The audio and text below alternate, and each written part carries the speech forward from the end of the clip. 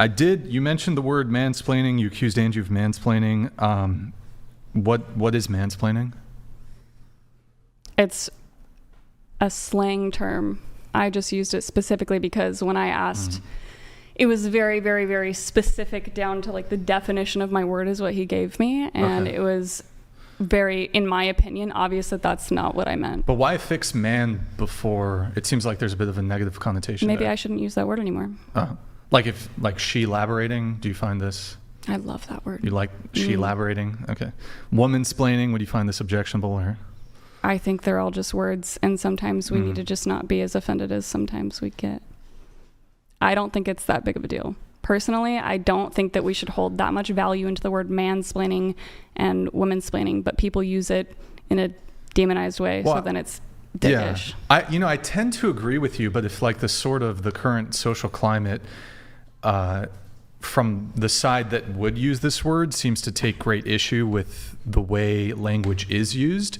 So if they were a bit more, I guess, relaxed when it came to choice of words, perhaps they wouldn't get so much pushback when they use words themselves that are that perhaps the group that they often target finds objectionable. Do you Didn't feel you like tell him he was mansplaining?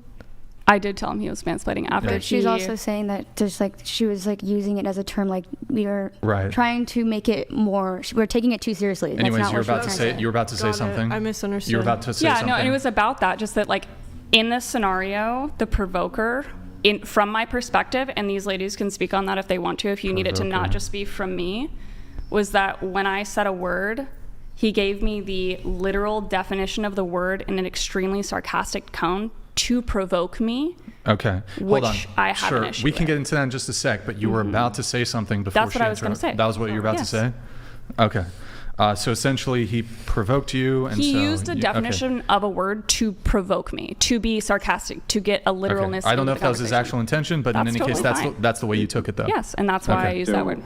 So the thing is when you're talking to people, when you're a conversationalist, and I think I would probably reckon myself as being one because it seems to be part of my primary profession to have conversations. I think it's really important that you're very clear on terms that you use, and people often ask for definitions for things in order to get clarity, and I understand why. It's because in the commons, the way that we think of things is different than the way we think of things academically or for specific instances. So religious speak, for instance, is going to have its own lingo.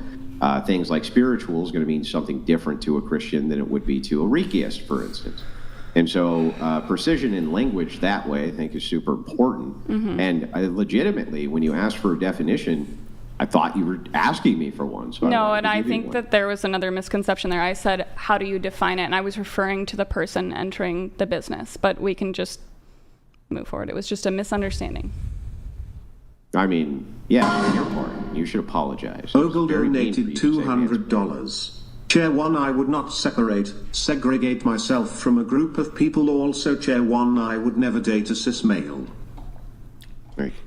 Like, there's another one my coming feelings, in. And what about my lived experience? And also, I'm sorry, but dating someone and being around them is two different things. I'm in the same room with what I assume to be a cis male. He can correct me if I'm wrong.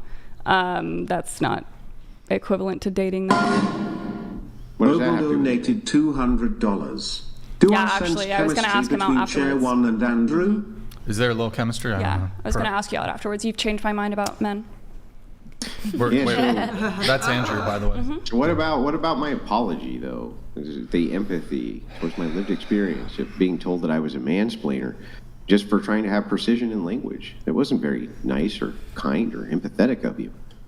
And it hurt my feelings. Don't you think you owe me an apology? If you used a different tone of voice instead of trying to prove your point, maybe. And do you genuinely feel offended by what I've said? I genuinely feel offended. And then I'm very sorry for offending you. Gotcha. I'm glad you're fucking so. You deserve to be. No, I'm kidding. I'm joking. It was funny. I'm joking. I'm kidding. We'll go on a date after this. I wanted there to be a little bit of levity. Yeah. I look forward to our date. And just final thing on this, then I'm going to get into the other notes here. The term cis, right? I find this term offensive. Okay. would you be willing to discontinue, knowing perhaps you've never heard this from at least what you would view as a cis male? Let's get split going. Would you consider stopping this use entirely now that you've heard from somebody who actually is cis that they find this term offensive? Can I answer in two parts? Sure.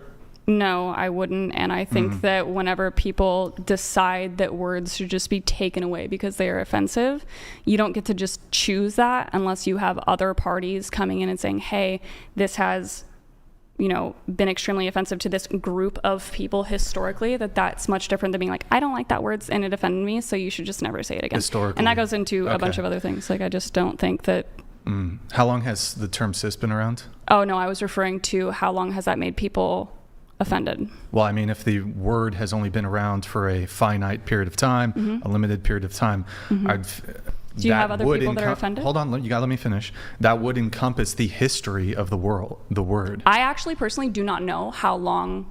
Would you like to bring up how long it's been around? It seems like it's maybe less than a decade. It seems like it's been in use in terms of like its common use. It would occur to me that I first heard it coming into use probably in the past 10 years. Is that maybe because you didn't surround yourself with those who use the word, or would you like to use Google and see how long it's been around? Well, perhaps it's been around longer. But I mean, if a word's been used by 5 people and the population of the United States is over 300 million, like, I don't really see how. Is there data to back that? I'm not saying it actually was 5 people. I'm just using an example. Point. No, I don't actually get your point. But there's plenty more who have used that word. And it's just coming down to a specific, again, that you're saying you only feel like it's been brought up so long ago. Andrew, so do you know what you should be the right. rates of, is this not, this is typically a term that relates to like transgender people, right? Cis? Yeah, like I don't think cis, right? Like it has to do, like somebody who's cis is not trans. Is that fair to say? Yeah, cis refers to identifying as the gender that you were born with, I believe. Okay. Correct me if I'm wrong, but how about this? Because I don't. That's hold correct. on. Within LGBTQ ideology, that would be correct. So the idea is that if you associate with the gender in their worldview that you were born as, you're cis. From Brian's standpoint, it would be if you associate with the sex you were born as, you're cis. So both sides see it differently. Yeah. So, I mean, I genuinely didn't know that, so that's why. I guess like what percentage of the population is transgender? Like, I have no isn't idea. it like less than 1%? I have no idea, but if you want to Google it, that would give you a better answer. Well, it depends on the classification. So when you're talking about self-identification, it's as many as 1 in 4 Zoomers actually will identify as being trans, but it would depend starkly on how you define what trans is, and that's a whole ball of worms, let me tell you. Whole ball of worms. But so I guess, look, in any case, like I and many other cis people find this word offensive. Like, given that I've just communicated this to you, would you consider discontinuing its use? If you and I were to be around each other, would I discontinue its use? Just around like in general. Yes. No, in general. No. Okay, well, for example, like let's say, I'm not going to use the actual word, but like the F word, right? Mm-hmm. I'm sure do you find this word offensive? The 4-letter F word that? No, the 3-letter F word that's often used in a derogatory way. If someone's using it in a derogatory way, it's extremely offensive. If it is someone in my community using it as a factual word, I don't think that it's offensive to use it. Like if someone's talking about someone said the word, then it's being literal, so I was being literal. 10-year-old boys who are calling their friends Is it to cause harm? No, they're just like, no. What do you mean cause harm? Are they using it to intentionally cause harm to the person receiving it? To which group? To whomever they are calling them. I mean, if you call your friend stupid, are you trying to cause harm? I mean, if you're not, then maybe you should reassess. But I'm just trying to understand like the scenario. If you're deliberately saying you're to. stupid, F you, then yeah, that's offensive. It just comes down to like conversation. Right. Like surround yourself with those who you think you can have that conversation with. Okay. Words aren't illegal. Okay, so you're fine with people like in casual conversation saying the F word, the 3-letter F word. If everyone there is fine with that word being used in conversation, sure.